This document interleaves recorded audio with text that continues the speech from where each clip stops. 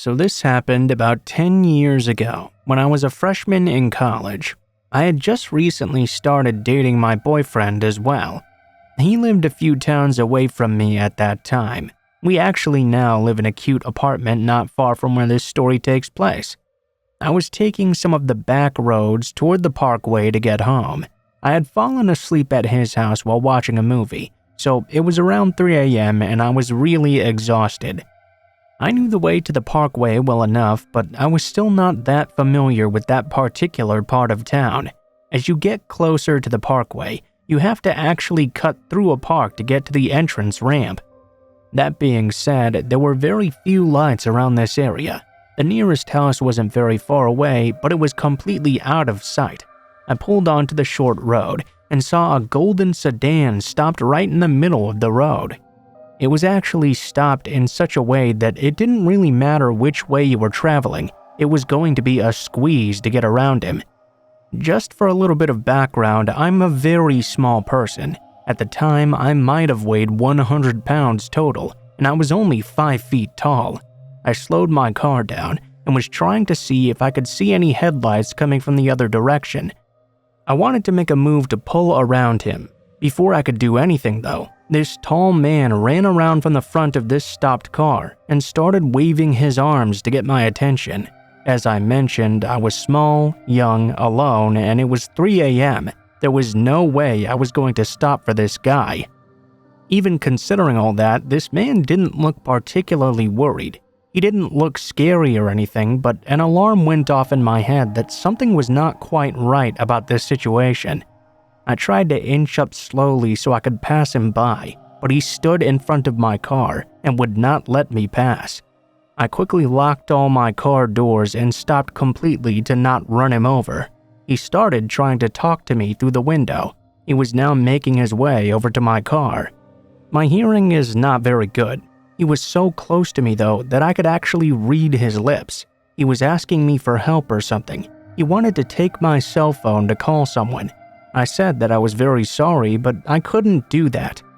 He put his hand against my window and pleaded, "Please, please." I said no again, and I didn't care if I ran his foot over. I just left. I was starting to get real scared. I was just barely able to pass by this blockade, but to do so, I had to go into the oncoming traffic lane. I looked in my mirror. The man was now standing in the middle of the road, staring at me. I could see the anger on his face in my brake lights. I pulled back into the right lane, and as I did, my headlights caught 3 men climbing out of the bushes.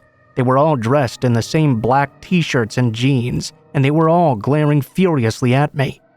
I could almost feel their anger radiating off of them. I gunned it and flew up that road and onto the parkway. I could feel my entire body shaking. What had just happened here? What were they going to do if I had really stopped? I pulled out my phone and called the police immediately.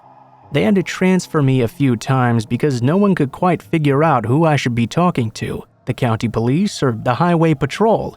It was basically at the parkway entrance, and no one wanted to deal with me. When I was finally able to tell someone what happened, they sent a car over to check it out. I asked the officer to call me back and let me know if they found them, since I drive over that area a lot. He later told me that by the time they got there, the men and the car were gone, but not even 5 minutes later, another woman called in. Exact same story as me in the exact same location as well. I was advised to not drive over by that park at night anymore. I really had no idea it was not safe at the time, and I've never taken that exit at night since. When I told my parents, my mom cried and my dad was crazy angry, but they were both proud of me for not stopping. There was also a new rule instituted into our family, my boyfriend included, that we had to text someone when we were on our way home just in case.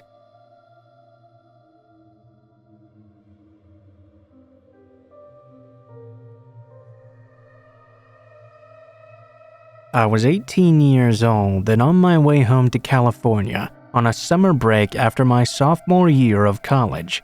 I had a 9-hour car ride ahead of me and stocked up on energy drinks, soda, and snacks for the ride home. I left school late after dinner with friends and planned on driving all the way through the night. I was making good time, and I was around 3 or so hours away from home, which was Yuba City at the time. I was just an hour outside of Reno and on a lonely stretch of road when it happened. Very suddenly, I got the urge to pee. I guess it was all those energy drinks I'd chugged earlier coming back to haunt me. I kicked myself in the ass for not stopping when I had gassed up 45 minutes before. I saw a sign that advertised a rest stop coming up and drove the few miles to the sign, then pulled in. Parked in the parking lot was a ratchet-looking sedan, and on the other side of the lot, a Sprinter-type van. I quickly got out and hurriedly jogged to the restroom before I peed myself. I was flushing when I heard someone enter, and I froze. I'm in decent physical shape, and I work out quite often. For a guy though, I'm on the smaller side, only 5'7" and about 160 pounds. I'm bracing myself for some real Michael Myers type shit when I open the door, only to see an average Joe looking guy. He looked up and gave me a friendly smile, then stepped over to the urinal. I washed my hands and was getting ready to leave when he started talking. His voice was gravelly and low, so I couldn't quite hear him the first time. "You like dogs, man?" he asked as he washed his hands. He was wearing those coveralls mechanics would wear, and he had grease stains all over it. My creeper meter started beeping. I shot him a friendly smile and said as I left the bathroom, "Yeah, man, dogs are cool." Well, apparently that was the wrong thing to say. He came out following me through the door, very much on my heels. "I got a new puppy. You want to see him? He's real cute." Now I was freaking out. My keys were in one hand and my cell phone was in the other. I called back to him in a shaky voice. "No thanks, I gotta get going now." I was getting into my car when he grabbed the door trying to pull it open. This dude was hella small, even though he was a good few inches smaller than me. I started up the car and put my phone to my ear. What he said next caused me to almost crap my pants. "By the time the cops get here, you'll already be dead." With that, I kicked out at his stomach. Thank goodness it connected firmly. He let go of my door and fell back onto his ass. I then pulled the door closed and locked it, and screeched the fuck out of that rest stop. I saw him scramble to his car as well, but I didn't stay around to watch. I took off like a bat straight out of hell. I was a nervous wreck for the next 3 hours, thinking that man was going to follow me home and finish me off. When I got home, I told my dad, who had stayed up to wait for me, what happened. He talked me out of calling the authorities. I made sure to take an entirely different route when I went back to school in the fall, and because of that, I've never stopped at another rest stop ever again.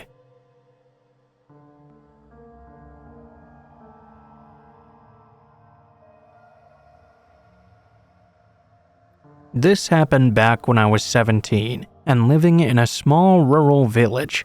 I'd been at a friend's all evening, watching films and chilling. I left to go home at around 11 p.m. It was quite a long walk back to my house, as she lived on the very outskirts of the village down some back roads. I felt relatively safe though, as when it got to a certain time of night, it was always very quiet. You would never bump into anybody, and there would hardly ever be any cars on the roads, especially at that late hour.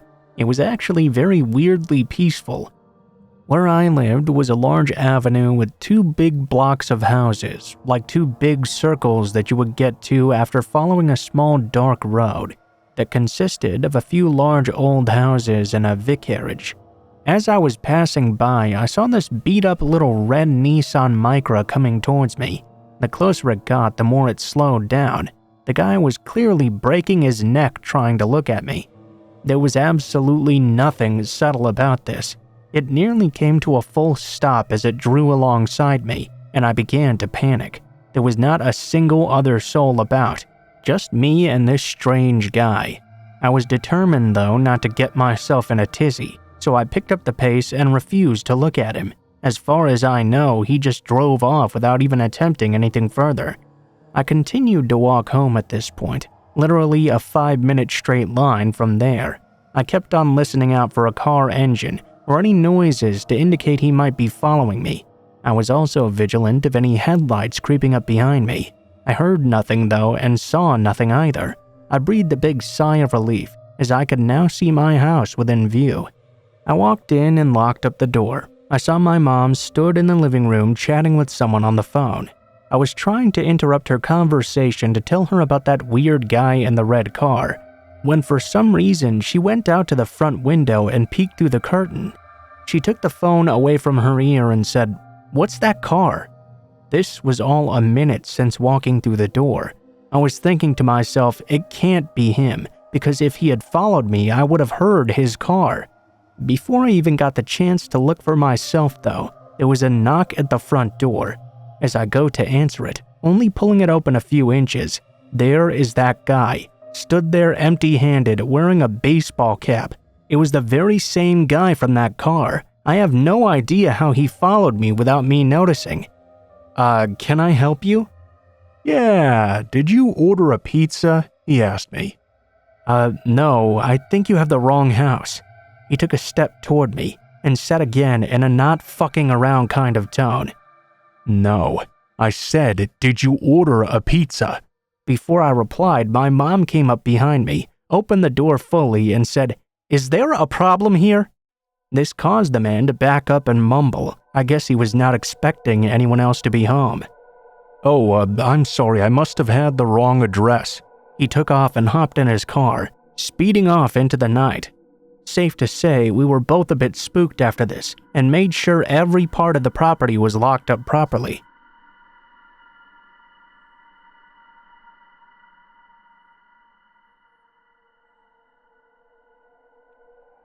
I'm going to start this by saying that this was a widely publicized case, so a few details have been changed for privacy. The main portion is accurate though. A few years ago, I worked at a popular hookah lounge in my town. We had many regulars, so of course I got to know many people, and even made some lasting friendships with a few. Amongst those regulars was a group of people I was not terribly fond of. All of them except this one girl named Rachel. Rachel was a very kind girl who I enjoyed talking to a lot. I didn't approve of the people she hung out with or the decisions she made though. Even so, it was her life, so what place did I have to say anything about it? Eventually, Rachel started dating another regular named Ben, who was a part of my friend group. This is when we got a lot closer, and she started to trust me and confide in me more about things in her life. Eventually, Rachel and Ben broke up, and it really devastated her. I clearly remember her messaging me to hang out, and her crying on my shoulder for a half an hour. During their relationship, Rachel had stopped hanging around those shady people as much, but of course, afterwards she went right back to them, and started partying a lot and doing who knows what. She stopped talking to me as much as well, and eventually started dating some other guy in that shady group named Greg. Of course, that relationship went south as well, due to reasons unbeknownst to me. Rachel even ended up filling in a restraining order against Greg. A few days later, Rachel went missing, and she was never heard from again. It was awful. Her family started showing up all the time to talk to me, asking if I had seen her. I hadn't, but apparently someone had told them she was last seen downtown somewhere. It really broke my heart. One day during a busy shift, someone we both talked to sometimes showed up and talked to me about Rachel's disappearance. I'll say his name is POS. POS told me he'd heard all about her being seen somewhere and wanted to know what I knew about it. He asked me if I'd heard anything bad that happened to her. I'm assuming he thought since I worked at a regular hangout spot of hers, I'd have heard something. I told him I didn't know anything though, and we hugged before he walked off to talk to other people about trying to find her. Months passed by before I heard anything else about Rachel. Her family showed up occasionally from time to time asking about her, but nothing had really changed in all that time. Around a year after her initial disappearance though, the police had a big breakthrough in her case, and her body was found. After some investigating, the police discovered that Greg had hired POS to kill Rachel, and he did. He killed her and threw her body away like trash, and continued on with life as usual. The fact that I spoke to POS after the fact, and even hugged him, weighs on my conscience. It's been years, and I'm still so upset about it. He's in prison now, and I'll likely never see him again, but it really hurts. I spoke to her family about her, about having hugged the man who killed her. I wish I had been a better friend to her.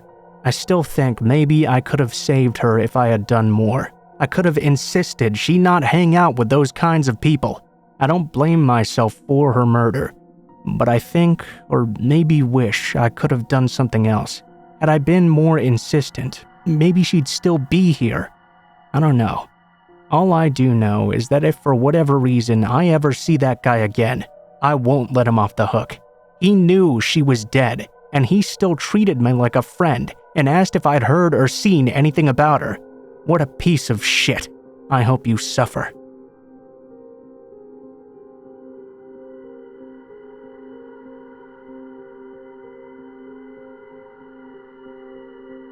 I'm a girl and was looking for a no-strings-attached date of sorts with another girl around the time this happened.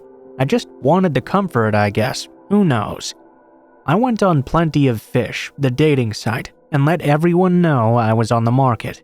I matched with only 3 people in all that time. One was a bit nuts right away, so I said no. The other didn't even respond to my message saying hello. The third one was a little bit loopy and overenthusiastic, but we somehow happened to have a lot in common. I'm an exchange student from America, living in the UK, so genuinely I think the Brits are all a little bit crazy anyway. After exchanging a half dozen or so texts per night for the whole week, she insisted on meeting up. We met at my local bar nearby where I stay. She was a bit on the tubby side, but I didn't really mind. She also had long, dark hair, down to her hips. I'd have killed to have hair as long as this. She was very gothic in appearance, dark clothes, black and purple nails. We got to talking straight away, and somehow started sharing our kinks. She was very straight to the point, and very forward with me. She was in no hurry to get to know me. She even insisted I go over to her place right away. Well, I told her to calm her jets and allow me to at least know a little bit about her first. As much as I wanted some comfort, this was going way too fast. It was then that she made a weird confession to me. She started to tell me about her bondage adventures and how much she loved to punish men. She told me she enjoyed torturing them for fun. I started to laugh this off, but the wickedness in her eyes made me think maybe she was telling me the truth. She saw that I didn't really believe her or take her seriously at first, so she started to go to real extremes with her stories. Then she whipped out her phone. What I saw made me sick to my stomach. She had several photos of men wrapped up in cellophane. I still had my doubts any of this was real until she showed me an actual video of a guy fully mummied in cellophane rolling around on a bed trying to escape. His muffled screams still haunt me to this day. I asked her why she'd do this. She told me because it was fun, letting out a high-pitched squeal as she laughed under her breath. What happened next shocked me the most, though. I asked her what happened to the guy after. She told me, "I don't know, I just left him like that, who knows? You would have needed a forklift to lift my jaw at this moment." She told me she'd done this to tons of men, and there was a high chance most of them didn't survive. One day, I think you'll be watching the news about the cling film killer, she said. After all of this, she still insisted we head back to her place for some fun, which of course I refused. I waited till she went to the restroom, and I made a run for it. I'd never felt so scared of someone in my entire life. I had missed a few calls from her in that time. It sent chills down my spine. I was too scared to answer this fucking lunatic. I reported her to the police immediately, but I was told I did not have enough evidence of this. Also, her cell number had been mysteriously cut off, and her Plenty of Fish profile had been deleted as well when I went to check. It still sends chills up and down my spine that such a crazy girl would casually confess to such a thing. I'm hoping it's all some sort of sick prank, but I can't unsee what I saw that day.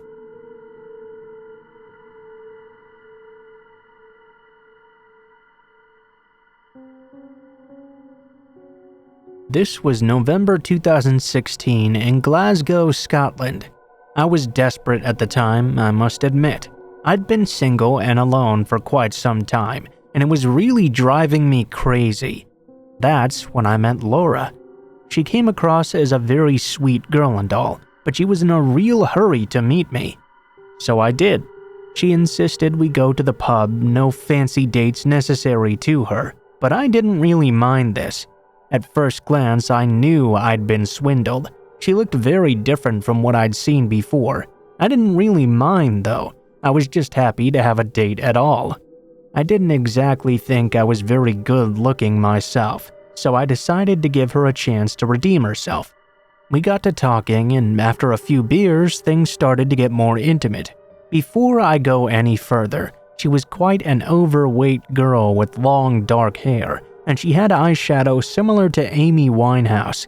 She told me she was a huge fan actually.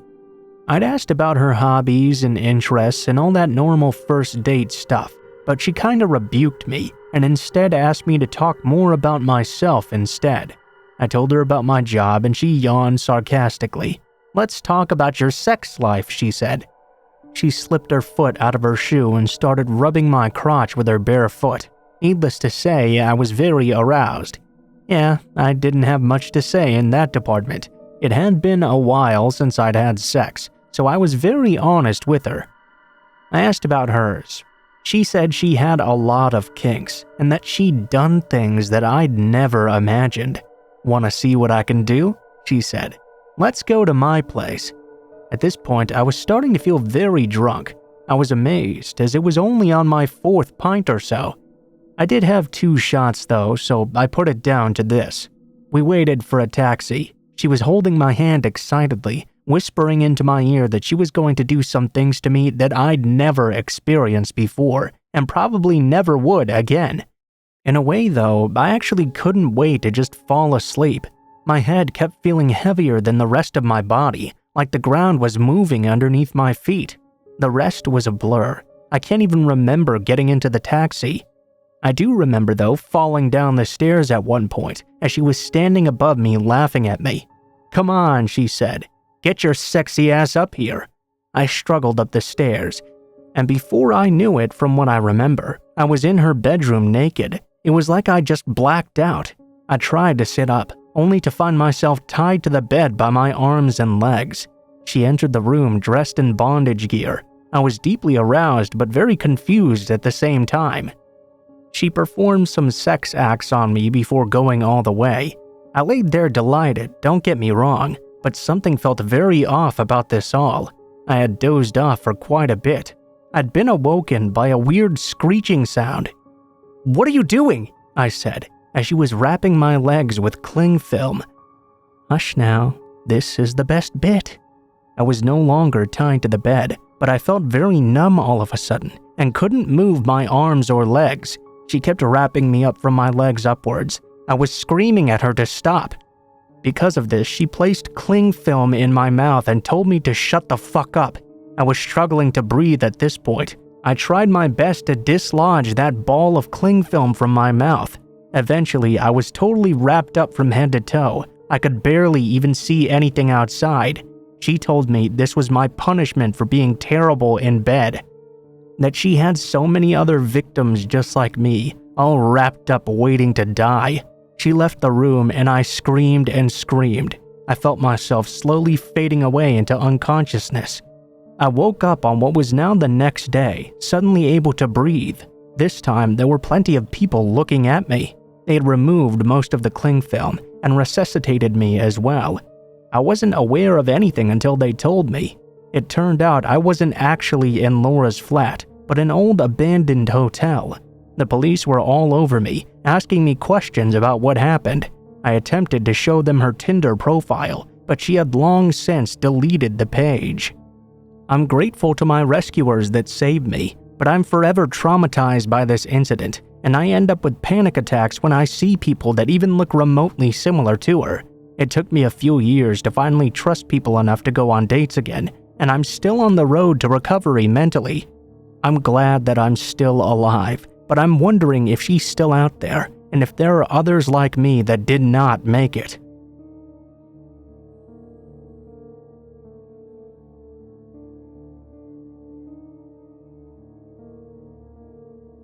This happened last night around 7:30 p.m., so it was already dark outside. My friend and I, both 22 and female, were about 2/3 of the way through our 16-hour drive back home from Salem, Massachusetts. I really needed to pee, so we stopped at a rest area in eastern Pennsylvania. I usually avoid rest areas like the plague, but this one looked nice enough, and I didn't really get any bad feelings from it. When we walked in, the only other person inside was this older man, probably mid to late 60s, standing by the vending machines talking on his phone. We walked past him across the room and into the bathroom. We were there for a good 10 to 15 minutes because she apparently wanted to pop a couple of pimples as well. When we were finished, we walked back out laughing at something one of us had said. That man was still standing there, but he was not on the phone anymore. Instead, he smiled and stared at us the entire time it took us to get to the exit of the rest area. We started running back to my car, which was about 6 parking spaces from the door, still laughing but also a little bit freaked out by this guy. We were about to hop in when I remembered my boyfriend wanted us to check my oil on the way home, since it was such a long drive. My car had been having some slight issues at the time.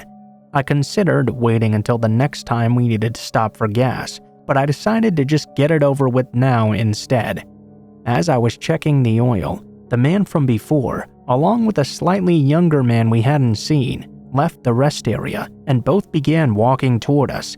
The younger one was coming ahead on the sidewalk, the old one kind of diagonally going the opposite side to the driver's side of our car.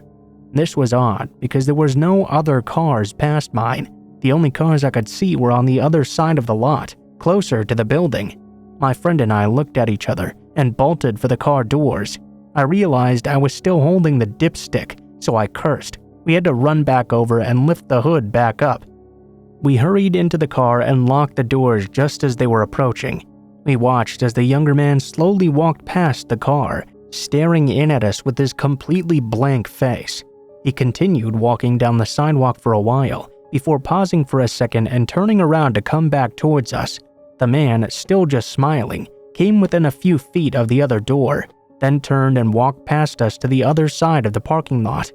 I backed out, and once I straightened the car and started pulling forward to leave the rest area, we saw the man had moved to the middle of the road and was standing there with that unnerving smile. Now he was motioning for us to stop. I drove right past him because no way was I gonna fucking do that. We watched in the mirrors as both men hopped into cars on the other side of the parking lot, closer to the building. We spent the next couple of hours shaken up and blabbing about what could have happened. I'm not really sure what their intentions were, but there can't have been any good reason for them to approach us like that at that rest area.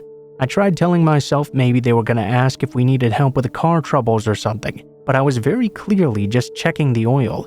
It doesn't make sense why the younger man would walk the complete opposite direction from his car and go so far down the sidewalk. I'm not really sure what to make of it.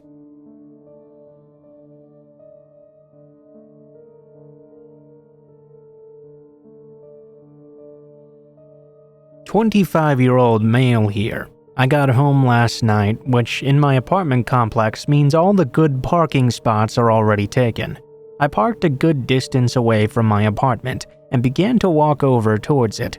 There was a thunderstorm out that night. It was not raining yet, so the air had energy and smelled real great as well. I decided to take my time and make a loop around my building, then come up behind it. As I made the corner and began walking back down towards my apartment, I saw a guy coming out of the parking lot right from between two cars. We nodded to each other and I slowed my pace. He began walking ahead of me, but I also noticed that he had slowed down his pace to match mine now. I started to go even slower because of this, intending to cut the corner as soon as we approach it and enter my apartment as soon as possible, the front door just being right on the corner. He seemed reluctant to walk too far ahead of me, so immediately I was on alert. He approached the corner first. I come around. He's at my apartment door, shaking my doorknob. He looks at me as I round the corner and says, "Damn, lost my keys." The realization that he was lying and the implication of that lie slammed every one of my systems into high alert. Everything in me told me not to stop there, so I kept on walking and gave him a sympathetic smile. He turned and stared at me, then asked if I had a phone he could borrow. At this point, I'm feeling stuck and panicking, not sure what to do. This man is now pretending he lives in my apartment, so it's not like I can get past him to get in. My car was too far away, and in the dark, any sudden movements would alert him I was now onto him. I explained to him that my phone had died, which immediately caused my heart to skip a beat. Now he must think I can't call the police. I walked one door over and started knocking on the door. It was past midnight around this time. The man was just standing at my doorstep, staring at me. After what felt like an eternity, my neighbor, who I'm on a "hey, how are ya" and "nice night out" speaking terms with, opened the door. I immediately say, "Hey, Kevin," and pushed past him into his apartment. I immediately turned and closed the door to lock it. I explained to him what was happening. He went to grab his gun while I called the cops. The guy was now long gone though. Now I'll never be able to walk around my apartment complex without constantly looking over my shoulder.